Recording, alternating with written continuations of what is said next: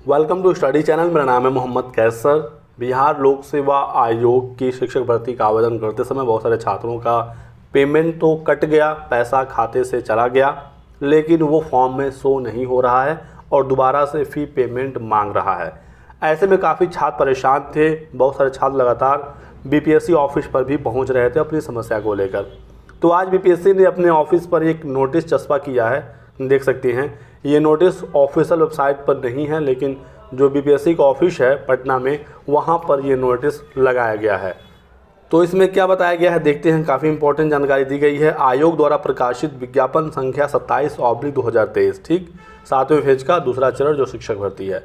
तो अध्यापक विज्ञापन के अंतर्गत जिन अभ्यर्थियों का पेमेंट होने के बाद भी उन्हें पुनः पेमेंट करने का लिंक आ रहा है, वे ऑनलाइन आवेदन की प्रक्रिया पूर्ण करने हेतु पुनः पेमेंट करेंगे।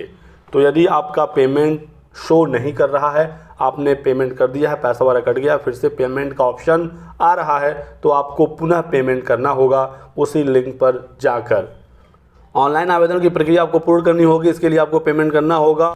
तो यदि आप पुनः पेमेंट करते हैं तो आपका फॉर्म सबमिट हो जाएगा और जो आपका पिछला भुगतान है ये आपको वापस भी किया जाएगा, ठीक है।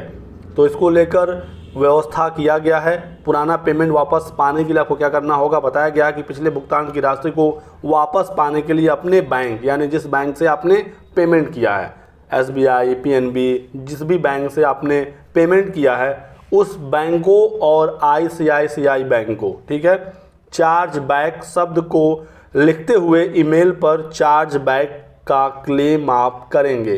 तो एक टास्क आपको दे दिया गया है कि आप अपने बैंक को, जिस बैंक से आपने पेमेंट किया है, जिसका भी आपने डेबिट कार्ड, क्रेडिट कार्ड या यूपीआई का यूज किया था, वो किसी बैंक से ही लिंक होगा। तो अपने बैंक को और आईसीआईसीआई बैंक को। अब ये बीच में आईसीआईसीआई बैंक क्यों आ गया, क्योंकि पेमेंट में इसका रोल था बीच में।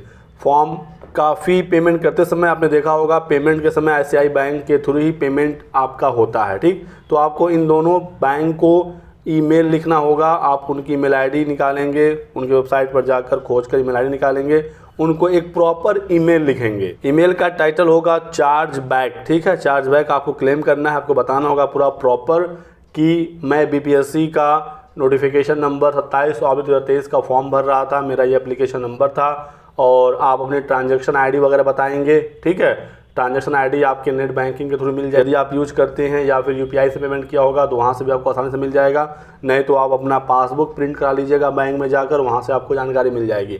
तो वो भी आपको बताना होगा, यानी कि आपको पूरा एक प्रॉपर इन्फॉर्मेशन देना होगा। और आप चाहें तो इस नोटिस को भी अटैचमेंट में लगा सकते हैं उसी मेल आईडी के साथ, ताकि उनको प्रॉपर जानकारी हो जाए कि आखिर आप कहना क्या चाह रहे हैं। तो ऐसे में आपका पेमेंट वापस हो जाएगा। तो आपको ये काम करना होगा। यदि ज़्यादा डाउट हो रहा हो तो आप कस्टमर केयर से बात कर लीजिएगा, अपने बैंक के कस्टमर केयर से, आईसीआईसीआई बैंक के कस्टमर केयर से, तो वहाँ से भी आपकी कुछ हेल्प हो जाएगी। तो ये एक अपडेट आया है। सबसे इंपॉर्टेंट जानकारी ये है कि आपको दोबारा से पेमेंट करना होगा, बाकी फ़ी वापस लेने के लिए आपको ये सारी चीज़ें करनी है, ठीक है। तो ये जानकारी देनी थी। वीडियो पसंद आया तो लाइक और शेयर करिएगा, चैनल को सब्सक्राइब कर लें और हमारे साथ बने रहें। Thanks for watching.